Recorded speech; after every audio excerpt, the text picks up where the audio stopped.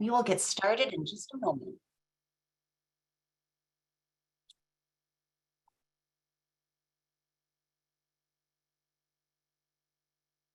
We will just wait for a few folks to make their way in from the waiting room, and then we will get started.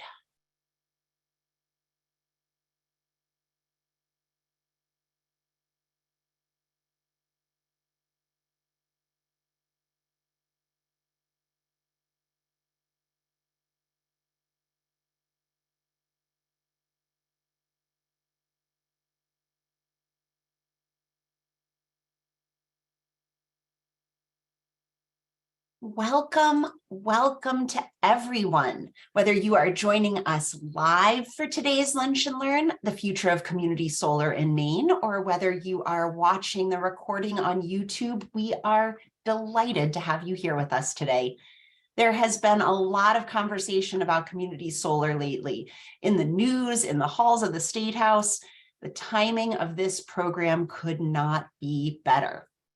So what is community solar? Well, our speakers are going to get into that in just a moment, but put simply, community solar allows customers to subscribe to or own a small portion of a larger solar installation.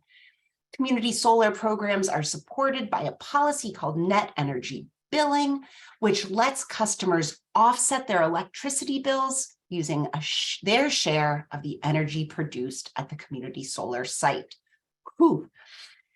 If you were around for the LePage era, you probably remember fierce and ultimately inconclusive debates about solar policy, and you may have breathed a big sigh of relief when policymakers checked 5-year agreement on net energy billing off their to-do list in the early days of Governor Mills' administration.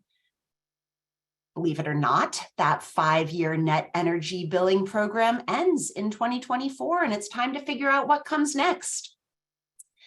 As if that weren't already a complicated enough conversation, the Energy Utilities and Technology Committee of the Maine legislature passed 2 conflicting versions of a future net energy billing policy out of committee this week. I am so glad that we have 2 super smart speakers with us today to explain a little more detail about that very high level overview and talk to us about what we need going forward. Lindsay Burgoyne is the Director of Policy and Government Affairs at Revision Energy. Revision was founded in 2003. It's a mission-driven, employee-owned solar company operating in northern New England. And as a certified B Corporation, Revision adheres to non-traditional business practices that prioritize people over profit and have a positive impact on society and the planet. Lindsay, we are so glad to have you with us today. And Beth Woolfork is Manager of Renewable Energy Planning and Policy at A Climate to Thrive. A Climate to Thrive works towards energy independence for Mount Desert Island by 2030 through community-driven climate solutions that build community ownership and equity and bring the community together around shared goals and priorities. We are so lucky to have both of you with us today for this really important conversation. My name is Kathleen Neal. I am the Senior Director of Policy and Partnerships here at Maine Conservation Voters and Maine Conservation Alliance. Our organizations represent more than 13,000 members and supporters dedicated to protecting Maine's environment and our democracy. MCA does that through education, collaboration, and advocacy, and MCV by influencing public policy, holding politicians accountable, and winning elections. Since 2020, this weekly online Lunch and Learn series has helped us advance all of those goals, creating a shared space to explore Maine's environmental and social history, our policy priorities, the climate action movement, and more. A few notes before we dive into today's program. We will hear from our speakers first and then tackle your questions in the Q&A session at the end. You don't have to wait. You can send questions to me through the chat whenever they occur to you. I will compile those questions, synthesize the ones with similar themes, and ask as many of them as possible following the presentation. We ask that you not message speakers directly, as we want their focus on the presentation, not the chat box. If you have technical challenges today, you can message Will Sedlak and he will help you out. This event is being recorded and the video will be posted on our website later this afternoon. You can also find recordings of all of our programs on YouTube, where a number of playlists can help you focus in on particular topics. Whew, thank you for joining us. And Lindsay, I'm going to turn it over to you to kick things off. Awesome. Thank you so much, Kathleen. And thank you for having me here today. It's great to be with you all. I think our friend Kelt is going to run our slides today. So Kelt, if you want to bring those up, we can get started. But as Kathleen mentioned, my name is Lindsay Burgoyne. I serve as the Director of Policy and Government Affairs at Revision Energy, which was founded right here in Maine 20 years ago in 2003. And we do a lot of different things in the energy sector, primarily around solar, but installing residential and small scale solar, EV charging, heat pumps, and we also do battery storage work. So a little bit of everything. Next slide. And we are, as Kathleen mentioned, a mission-driven company. Our mission is to make life better by building our just and equitable electric future. We believe that we can pursue a mission as well as pursue being a business leader at the same time.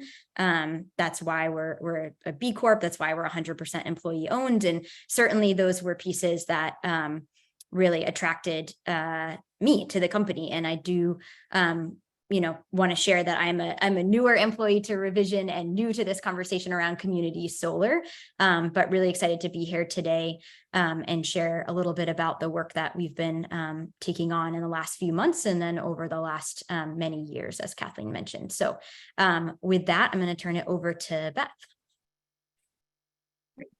Thanks, Lindsay. It's such a pleasure to be here today. So I am the manager of renewable energy planning and policy for A Climate to Thrive. A Climate to Thrive is a community-driven nonprofit that primarily works on Mount Desert Island to transition the island and our community to renewable energy and implement climate solutions in a way that benefits our local community as well as the rest of Maine. We've been active for 8 years, and through our programs and by partnering with multiple contractors, including Revision Energy, we've installed roughly 4 megawatts of solar on our island, all of which is either owned or will be owned by our community.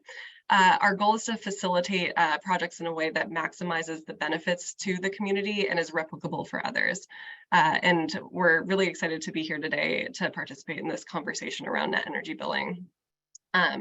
And why it's so important to the work that we're doing and the work of renewable energy across the state. So next slide, please.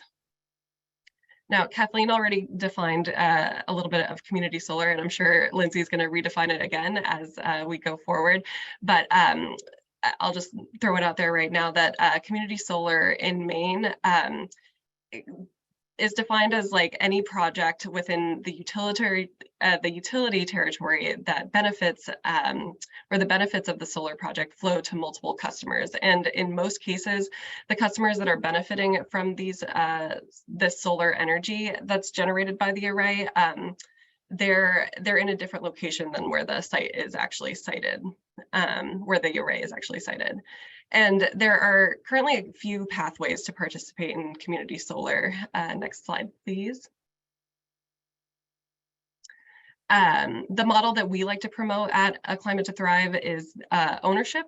It's when a community member can purchase a share using upfront cash or a loan. So they'll own a share of the solar array that where they can receive all of the benefits coming off of the array. And the long-term savings associated with this pathway are much higher. There's also subscription solar. You've all probably received flyers in the mail offering 10 to 15% off your electricity bill by signing up for this community solar. With no upfront costs. And these arrays are great because they're really easy to subscribe to, and typically you can cancel anytime. However, if Versant or CMP electricity rates continue to rise, the cost of your solar subscription will also rise. And so that kind of differentiates the ownership and the subscription even further, because ownership, you really kind of lock in those the cost of energy, whereas with subscription, it is right now it is tied to electricity prices. Next slide, please.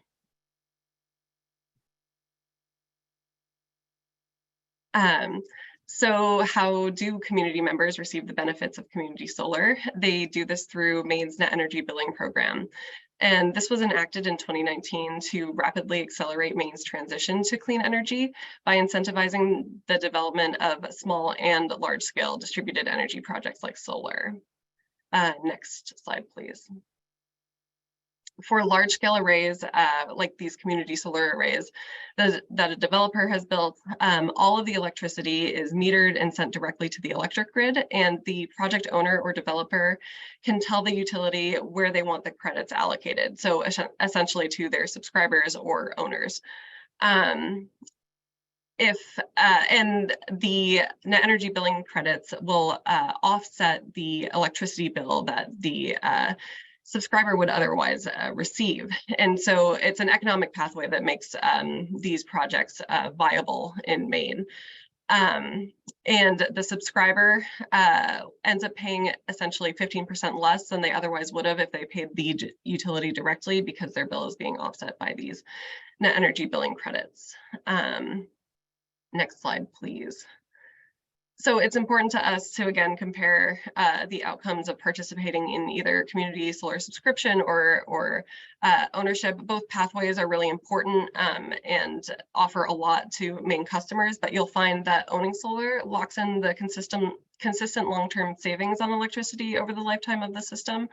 And again, offers a solid protection against future utility rate hikes. And at A Climate to Thrive, we're working on different financial pathways to make ownership more accessible for low and moderate community members, not just wealthy individuals that can afford to purchase shares up front. And the longer we're able to participate in net energy billing, the more we're going to be able to leverage those economies of scale to open up this pathway for low and moderate income community members. Now, that said, subscribing to solar is also a fantastic option because it offers a pathway that has a lot less upfront effort and no cost associated with it. It's easy savings, and by participating in the project, it benefits not just you, but all ratepayers, and the same with the ownership pathway. And so next slide, please. I kind of want to get into why these projects are beneficial regardless of whether or not you're subscribing or owning it. Why are these important for all the ratepayers, not just participants? Since I live in Versant territory, I decided to specifically take a look at how Versant calculates the cost or the value of a kilowatt hour for residents. And I did this by taking a look at my bill. The one on the slide is an example from their website. So these categories are the same across CMP and Versant customers. However, CMP has been charging slightly different for each bucket. But if you look closely at your bill, you can do the exact same thing that I've done. And you can see that each of these components are broken down and clearly delineated. So next slide, please.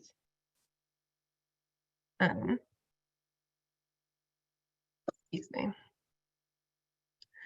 So in Maine, due to deregulation, supply and delivery charges are separated. And again, these are the definitions that are given on the Versant website. But I wanted to draw attention to stranded costs, which are currently in the delivery bucket of our our bills. And so what are stranded costs? They are the cost of energy resource obligations entered into before the electricity industry kind of restructuring, again, separating supply and delivery.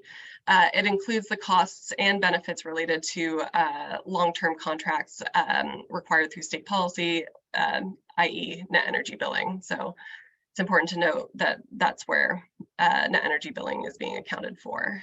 Next slide, please. So last month, I decided to take a look at how these figures have changed over the past 3 years. And I think that this chart tells a very clear story. Our electricity supply costs on the far right of your screen in the yellow have gone up about 250% since 2021 and account for roughly 57% of our total electric bill, whereas they were closer to a third 2 years ago. And this increase is largely driven by fossil fuels, such as the natural gas industry and capacity supply costs. Meanwhile, the net energy billing rate, stranded costs are fairly negligible and have a very small impact on overall rates right now. And so why are these supply costs going up so much?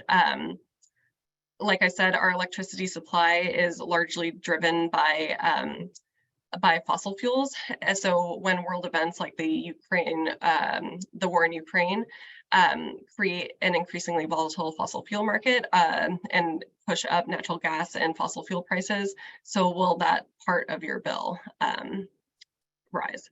Meanwhile, like I said, stranded costs are negligible, and I wanted to take a look deeper into net energy billing and the value of solar and why this is still so low. Next slide, please. Oh, and we can skip that too. Next slide. So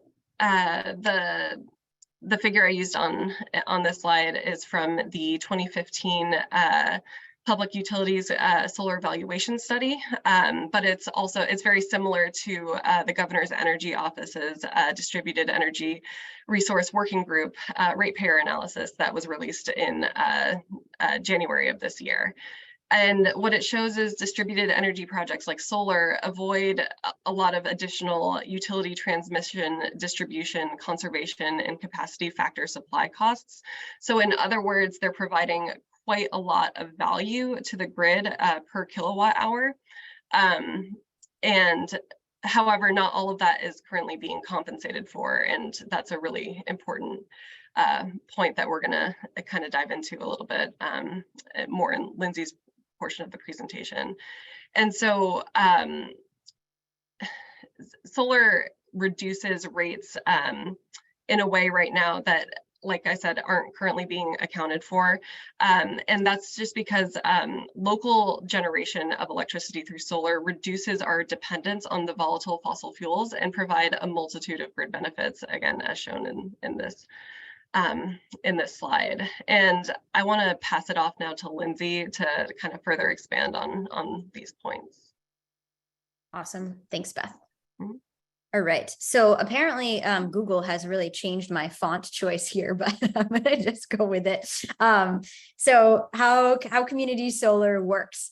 Let's essentially jump into a little bit more of what Beth was talking about with different ownership models or different models of community solar. Revision actually does install community solar projects here in Maine. We use a unique model that is an ownership model. It is different from subscription, and the way that I think about it is kind of like buying a house instead of renting. So you actually own your share. It's kind of like owning a condo in an HOA. So this explains a little bit more about how it works in terms of the solar farm install, how you purchase a share size and finance a loan. And then once the farm is turned on, it's essentially providing electricity direct to the grid. And then the utility is measuring that electricity generated and determining the credit on the bill that the community solar farm owner gets. So that's kind of how this works. Next slide. I want to talk a little bit about what this actually looks like. I think it's easy to have presentations like this and forget what we're actually talking about on the ground.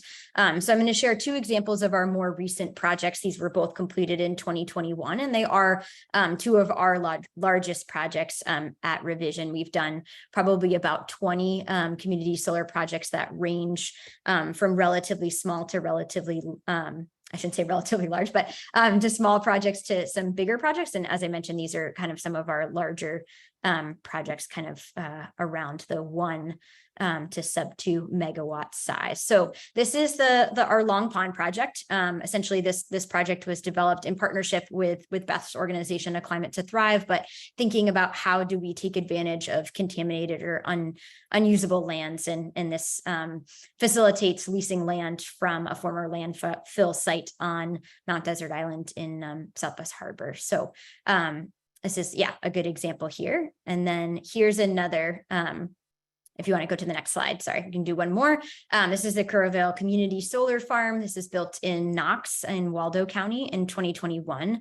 And Revision is leasing land from the Cura family farm for this project.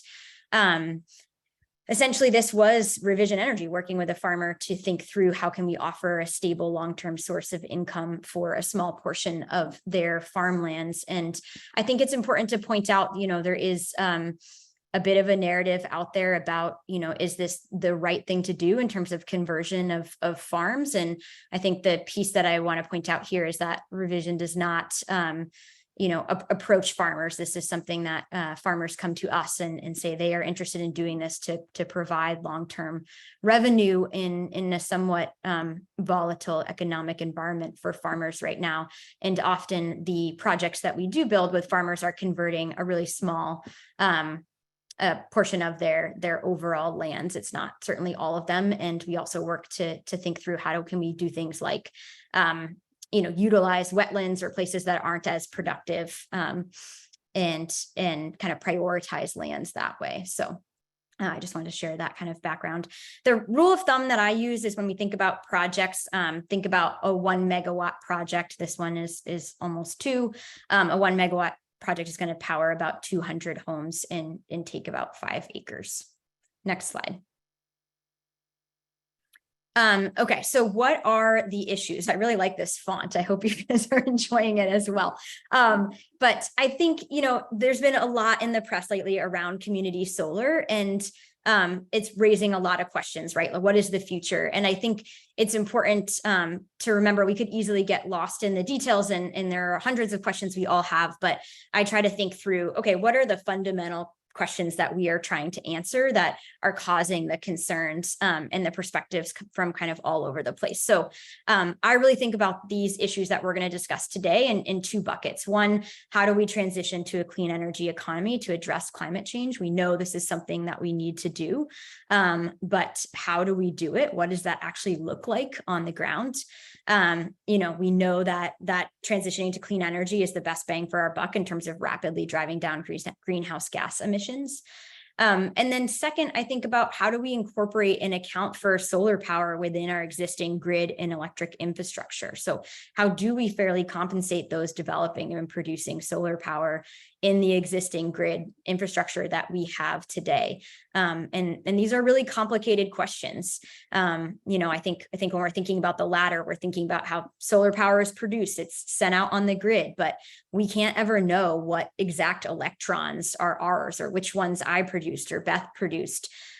So we're simply adding clean energy to the grid, and that's flowing into our neighbors' homes, and utility companies are the ones responsible for measuring how much is generated and providing us with credit. So it's really thinking about how can we integrate these systems into the infrastructure we have, or how do we change the infrastructure we have to accommodate for these systems? So I guess I would say the spoiler alert for you all on the rest of my presentation is that I'm not going to actually answer either of these questions today. But I think my goal is to provide you with a bit more information, and I know Beth wants to as well, so that as you're grappling with what's in the news and paying attention to the current debate, you have a bit more understanding of these issues too. And I think the reality is, there are many smart research-backed answers to these questions, but this is all new. The solar industry is relatively nascent. It's not super new. It certainly has been around for decades, but the technology is new and changing all the time. And so the way I think about this a little bit is I'm a planner. I like to know everything in advance, what time I need to be somewhere, directions to how to get there, what I can expect, who's going to be there. I'm sure some of you on this webinar are similar to me. But I think that this is a situation in which we don't know how the future is going to play out, and we still need to make decisions about how we get to some of our goals, even if we don't know exactly what it looks like. And certainly that gives some of us anxiety, like me. Like I am one of those. But I think personally, and I know many of you share this opinion, that climate change is too great of a threat to say we have to see exactly how this plays out before we make policy decisions in which we address this issue. We've unfortunately really passed that timeline, if you will. We're rapidly approaching greenhouse gas emissions levels that are causing catastrophic changes and will continue to do. And we at Revision really believe this is a moral imperative to address this issue. And that's the perspective that we bring to policy is how can we actually do this, because we have to. I'll get off my pedestal there and get back to kind of the policy state of play. So next slide, please. So how did we get here? A little bit about the past few years and what's been going on. Kathleen mentioned that we have had a net energy billing program here in Maine since 2019. And the reality is that we have had legislation pretty much nearly every session that is addressing and making tweaks to net energy billing, because as I mentioned, these policies and programs were new. And so as anything is new, we're going to learn lessons really rapidly about what's working and what's not working. And it is our responsibility to come back to the table and make changes, perspective changes moving forward that we can think through to better the programs in the long run. So in 2019, Mills entered office. She set, renewable energy goals of wanting to increase solar proliferation in Maine and encourage solar development. And that set up the net energy billing program. And we saw a really healthy response to that program and a lot of projects being proposed and built in the state of Maine in terms of solar.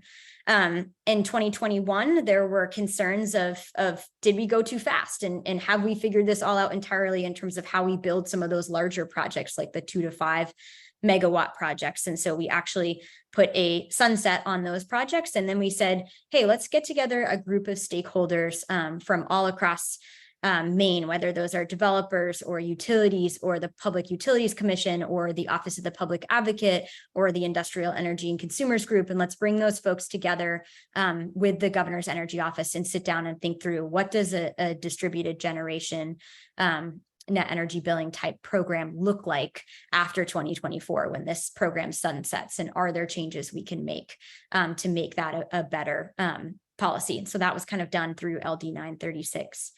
In 2022, there was another piece of legislation that was around concerns of tariffs in the net energy billing program in Maine. There's actually 2 different types of programs. It gets a little complicated, but stick with me. One is a kilowatt hour credit program, largely for more residential customers or customers with significant on-site load where they're using that on-site. I'm not going to get into all the technical details, but that's a good way to rule of thumb to think of it. And then the second is a tariff program more for commercial and industrial, or some of these projects that we're talking about today fall under that program. And essentially there were concerns that that program is credited to people's bills through a tariff rate, not through a credit. And there was a concern that the tariff rate was too high and that it needed to be decoupled from retail rates so that when retail rates spike, the tariff rate doesn't spike as well. So that was something that was addressed in 2022 and that was capped to make sure that wasn't being, there wasn't overcompensation happening there. Okay, next slide. I think it's really important. It's easy to just go through the slides or the talking points I just mentioned and say, okay, 2019, we did this, 2022, we did this. Every year we're iterating on solar policy in Maine and making changes. But we need to take a step back and just remember the bigger picture here. And to be transparent, my perspective and Revision's perspective is that the issue of climate change and the issue of fossil fuel in this country has really gotten lost in some of the arguments that we're seeing around community solar right now in Maine. And we think it's important to shed light on these issues. And so, yes, we're drafting legislation every year to change how we potentially build somewhere around 750 megawatts of solar. This is really a small sliver of our total load. And meanwhile, fossil fuel companies are quite frankly making a ton of money, maintaining a really powerful lobby that oftentimes is fighting against clean energy because of the concern of what that is going to do to their business. And we are continuing as a government and as taxpayers in this country to heavily subsidize this industry. And so this is just a real important context of, I think, we need to contextualize the place we're in and not lose sight of the real enemy here. Quite frankly, I think that's the way that I would put it of, let's remember that we're trying to build a program to combat this. And while they're on very different scales, that's certainly the intention, is that someday this is not happening and we have a really vibrant clean energy economy in our state and in our country. Next slide. However, we are hearing a lot about the costs of community solar in Maine, right? That's why we're all here today. I'm sure many of you have seen this news and seen the conversations happening at the State House and are concerned about that.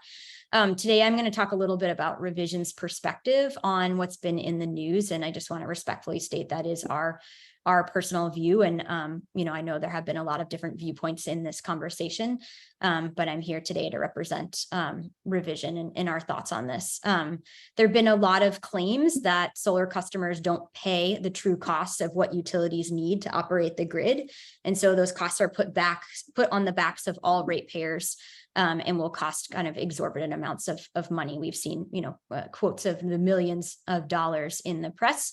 And to be honest, those quotes have been changing over time and over the years and going up and down. And we're sure it's this, and then we're sure it's that. And I think the reality is really unfortunate, but it's that we don't actually know what's behind these numbers and the truth behind these numbers. And that's one thing that's really challenging is in this fight, is how do we ground ourselves when we don't have the information that we need to answer these questions. And so what I would say to kind of explain that a little bit more is I disagree with the Revision Energy and the solar industry at large disagrees with the cost estimates coming out of the Office of Public Advocate right now of saying that community solar is going to cost $220 million.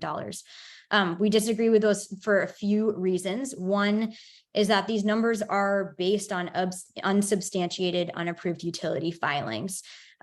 Essentially what happened was folks looked into what CMP and what Versant said that they would need to charge. And then we did a bunch of math to figure out what that might look like over time. Those, numbers from CMP and Versant were not approved by the PUC yet. That is an ongoing process. And the PUC's job is to rigorously investigate what the utilities are saying that they need to cover these programs. And we really think that's where the energy should be in this fight, is looking at that. What's in those stranded costs? A lot of that information is behind black boxes. And unless you're an intervener in a really wonky PUC case, you're not going to know that. And so, we are really concerned that these numbers are not official, not final, and that we don't have a lot of transparency into them as public citizens. There also hasn't been an independent economic analysis done. That's obviously concerning to us as well. It's also been said that there's a lot of assumptions in the numbers that have been used. And an example of that is some of the numbers have assumed that every single project that's been proposed in Maine, or a certain percentage of solar projects that have been proposed in Maine, will actually get built. But another issue that's happening with solar is we're seeing significant delays in getting projects interconnected to the grid and turned on because of utility upgrades that need to happen, or studies that need to happen to understand what needs to happen from the utility's perspective, or the utility comes back and says, hey, revision, it's going to cost you, $2 million to be able to turn this project on. And we say, well, then that's not worth us building the project because the finances just don't make sense.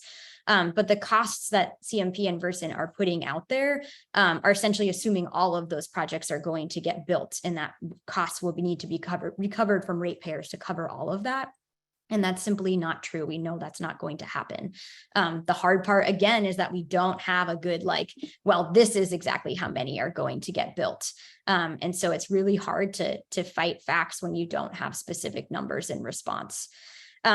I think another piece that's really concerning to us, and I know I'm covering this for a while, but I think this is really important and probably at the center of what many of you were hoping to hear about today, or interested in at least.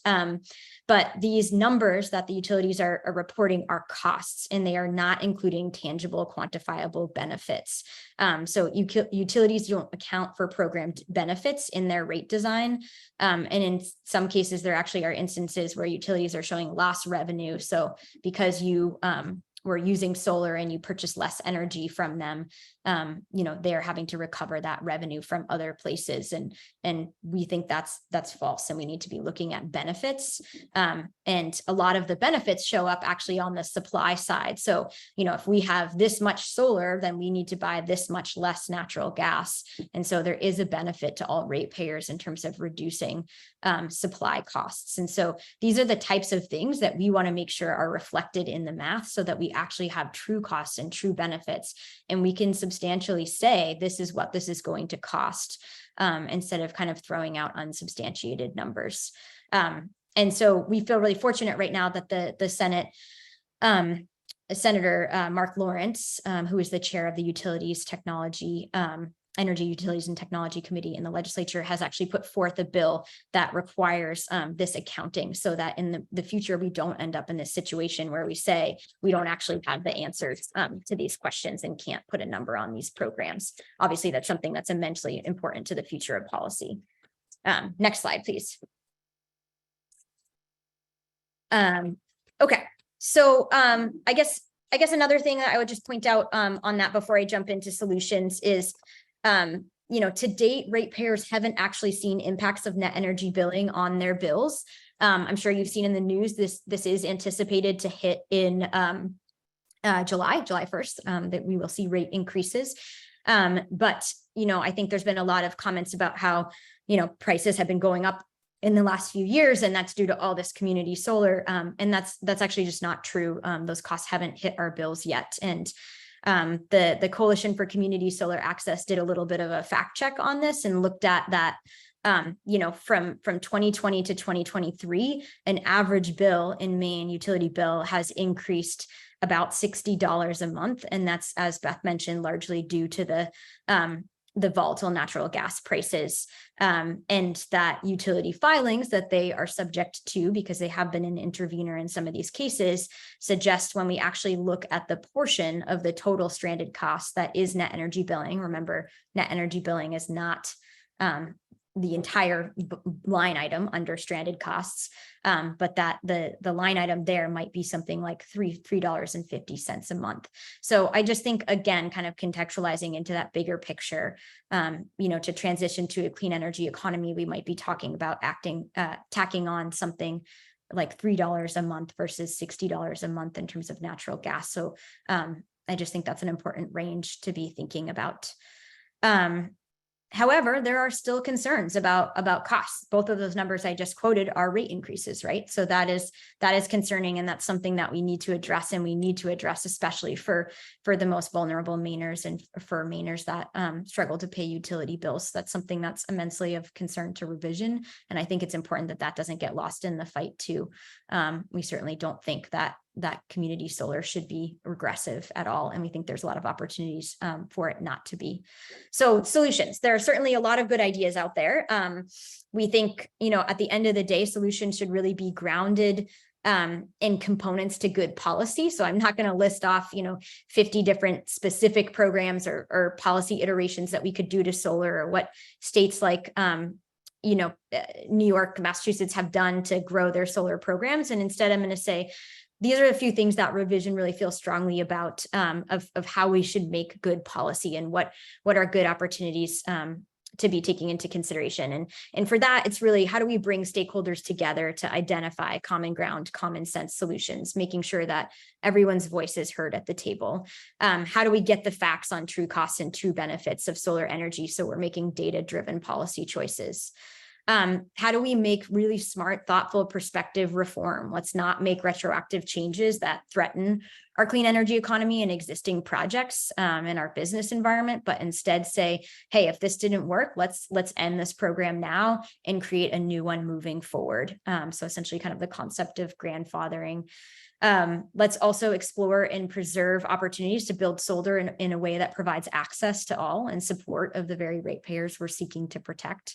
That's something that we think is really important. And then also just keeping the big picture of energy in mind and the context of fossil fuels and the large portion that they're making up in the energy that we consume and our desire to change that based on our changing climate. Next slide, please. So what's happening under the dome? That's probably the other big question. And I know we're running up on time here, so I will try to run through this so we can get to all of your questions. But I think at the end of the day, we have two bills that Kathleen mentioned that in a very surprising turn of events for many this past week, both of these bills actually passed the Energy, Utilities, and Technology Committee on Wednesday. And they are both now heading to the House and Senate floor. I believe they're planning on wrapping up by the end of June.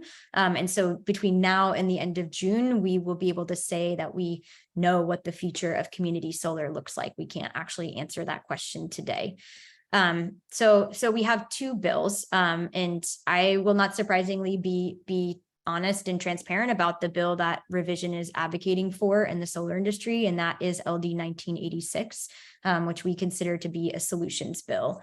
And essentially, Senator Mark Lawrence put this forward because he was concerned about many of the very things that all of us have been concerned about. What are the impacts on low-income ratepayers? What could the impacts be on proliferation of the solar industry in this state? How do we ensure that these programs can continue and we're able to take advantage of the incredible amount of money that's coming down from the federal government right now that allows us to build community solar for especially low-income communities?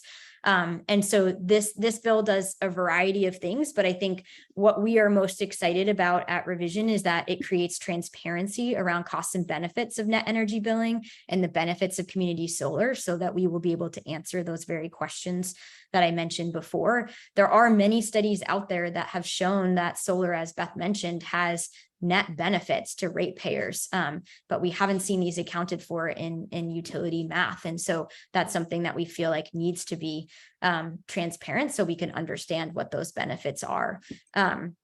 We also feel that this bill will lay the foundation for the development of a new program based on collaborative work that's already been done. I mentioned that bill that set up a stakeholder working group.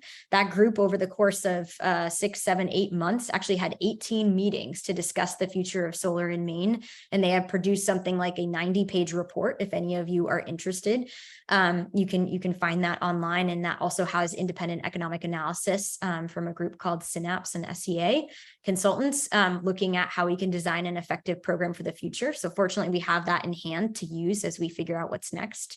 The bill also allows for the continued development of solar and kind of the transition to the clean energy economy here in Maine, and it avoids violating existing contracts or harming kind of investments that have already been made, contracts that have already been set.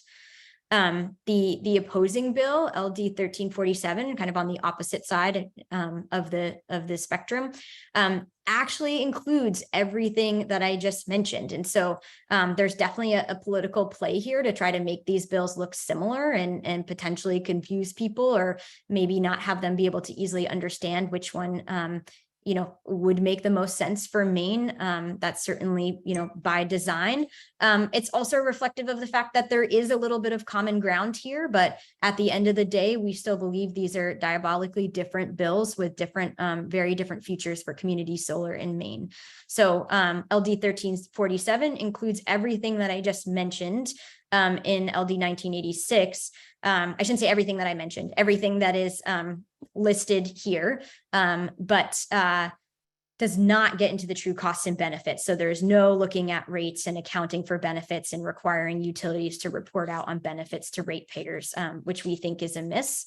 And then additionally, it has two pretty big things. One is that it opens up retroactivity to any rates or structure of existing solar projects. So saying the Public Utilities Commission can change the rate of return or rate of compensation that people get for solar power at any point. That could be any year, any time.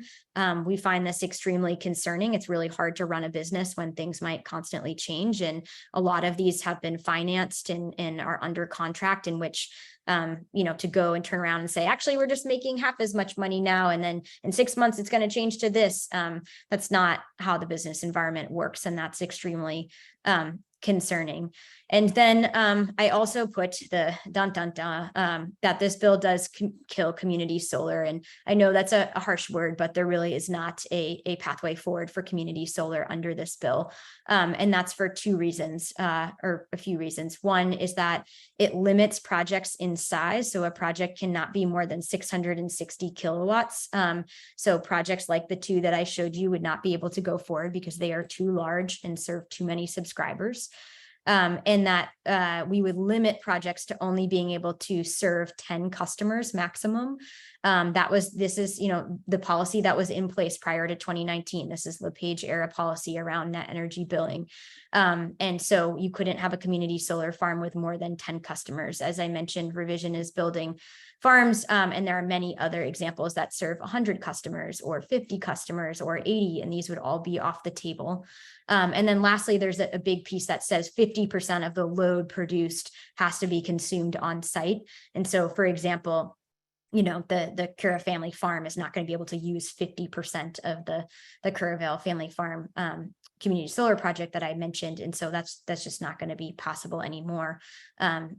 That's a concept I won't get into. I know I need to wrap up here, but happy to talk about that offline. But essentially, we are not going to be able to build community solar moving forward. And then the other piece that I think it's really important to just mention before we close is that this also says that existing projects can't have more than 10 meters unless the utility says it is okay. And so we are also introducing provisions that could potentially say that community solar projects that already exist, if you have 100 customers, well, now you have to find 10 if the utility says that's what you need to do. And to be quite frank, I don't even understand how that would actually work, but it is extremely concerning into how that could retroactively harm existing projects that we have. So we're in a place where both of these bills are going to be hitting the floor, and our ask of those of you that care about this issue and care about a future of community solar is to advocate for the passage of LD 1986. And with that, I'll turn to the last slide. So what is the future we envision? Where do we go from here? I think it's, we advocate for keeping community solar on the table as a solution. As I mentioned, the IRA and the investment tax credit are providing a ton of opportunities right now to build community solar for low-income communities.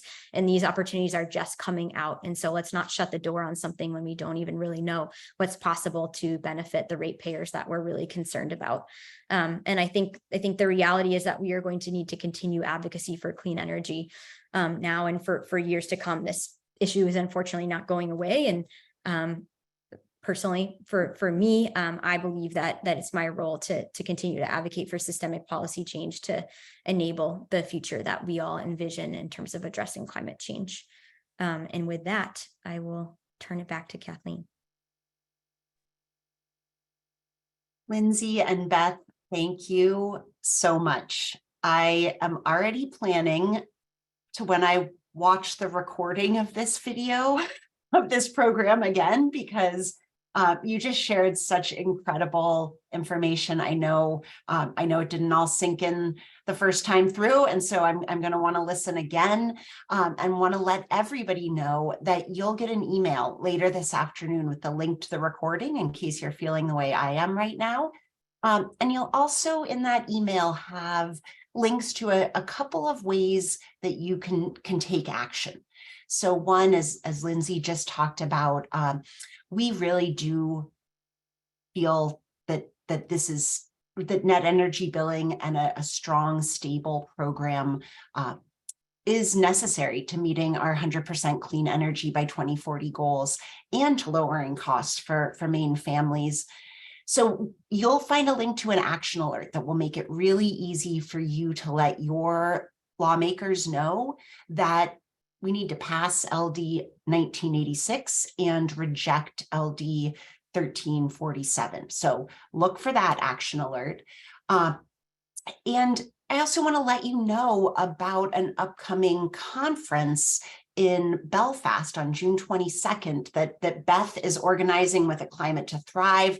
It's the Renewable Energy Interconnection Conference. It's going to be a space for community leaders to come together and talk about what some of the barriers are to getting small scale renewable energy online and how we can work through those together. So you'll get a link to that. I'm really looking forward to that conference. And it's actually a great, I'm going to pivot right from there to our first question and say, Beth, what is interconnection? What does that mean? We hear a lot about it. Help. Great question, Kathleen. So interconnection is basically when the renewable energy project plugs into the grid in like the most basic terms possible.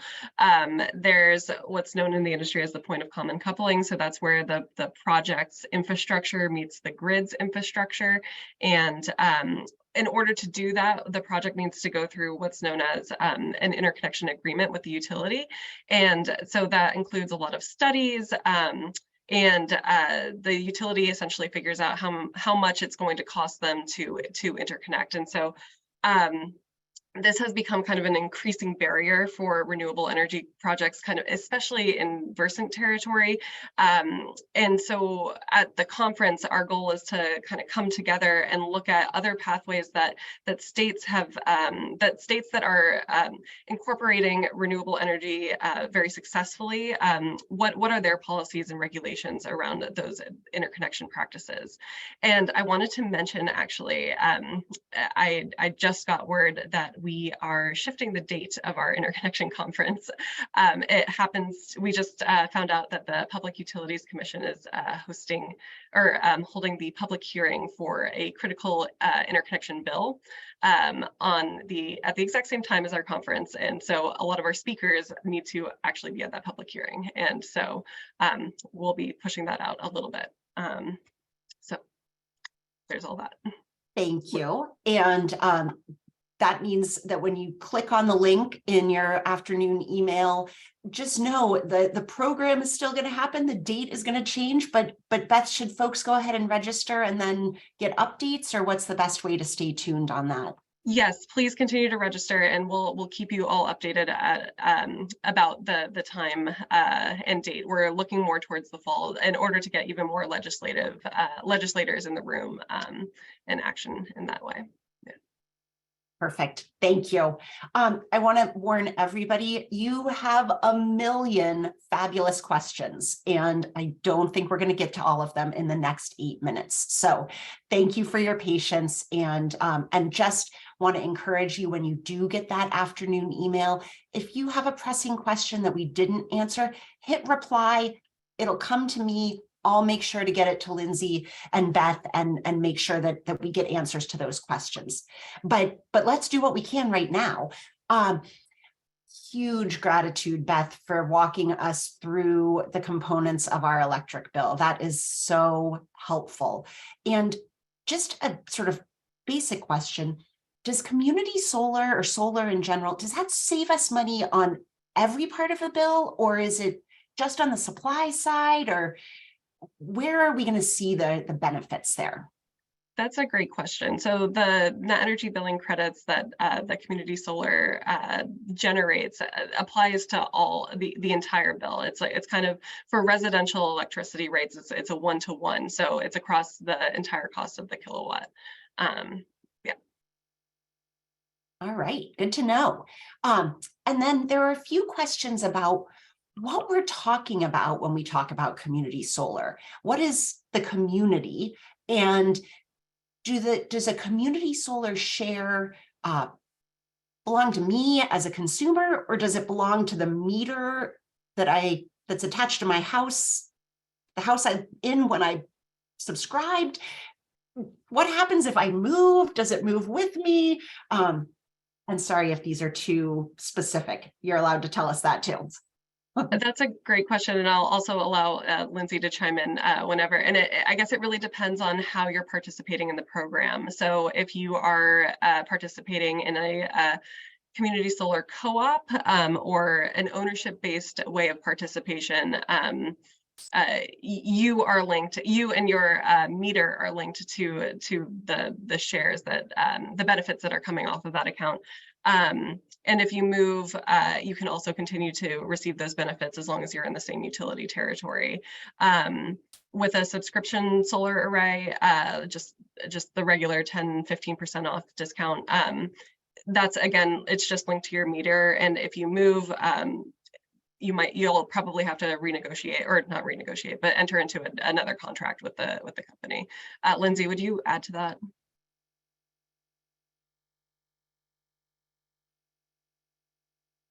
All right. It does seem like the crux of this debate about the future of solar policy really hinges on how solar impacts Maine ratepayers. And we heard today that solar reduces rates.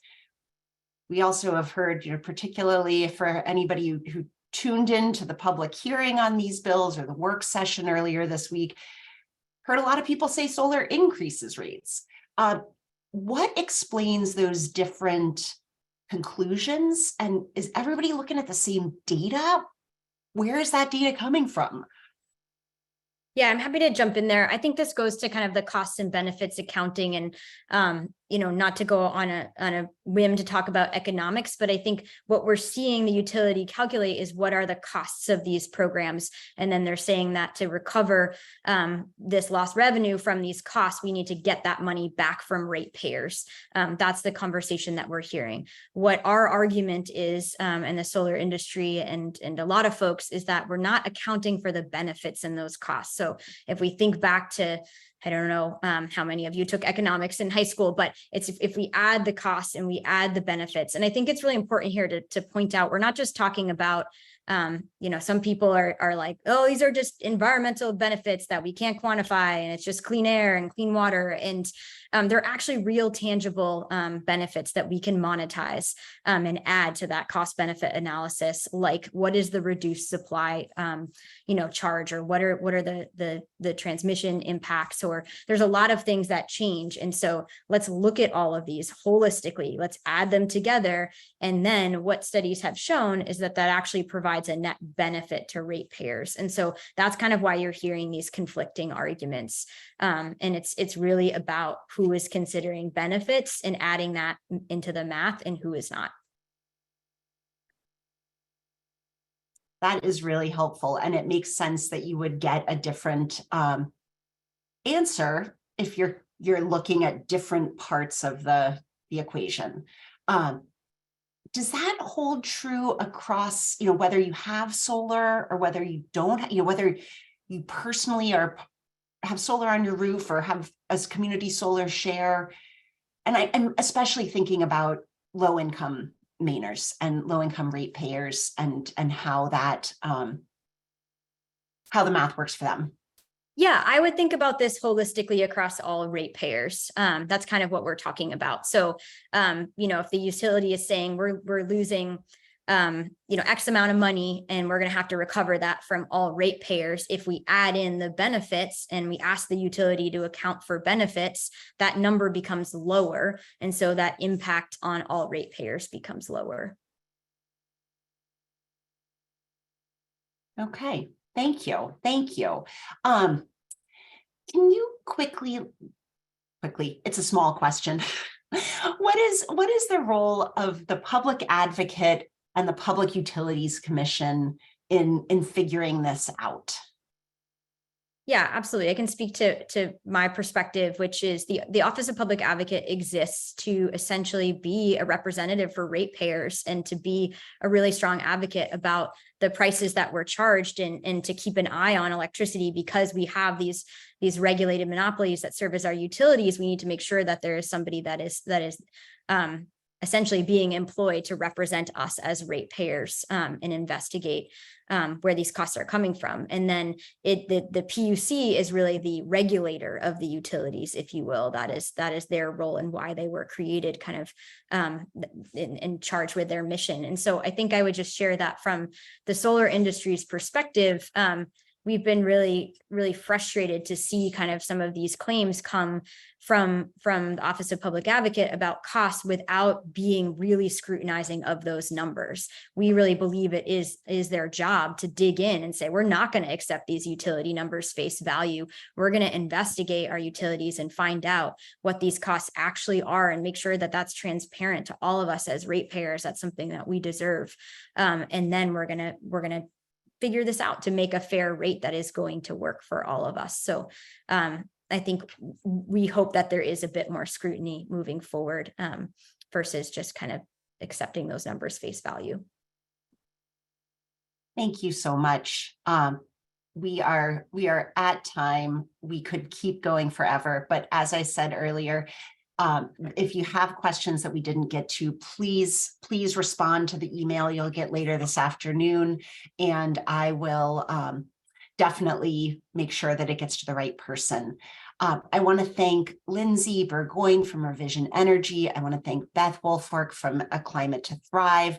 I want to thank all of you for joining, especially the absolutely fabulous showing of Maggie Summerses who are on the call today. We can all thank a little Zoom snafu for so many fabulous Maggies. And want to invite all of you, whatever name you decide to use, to join us next week. We are going to do a absolutely fascinating conversation I'm really looking forward to about tribal self-determination and the work that's happening both in Maine and at the federal level. We've got a fabulous lineup of speakers, including Penobscot Nation Ambassador Molly and Dana, Maine Speaker of the House Rachel Talbot Ross, and U.S. Congressman Jared Golden. So please mark that down and join us next week. Until then, have a wonderful, wonderful weekend, and thanks for your advocacy and partnership.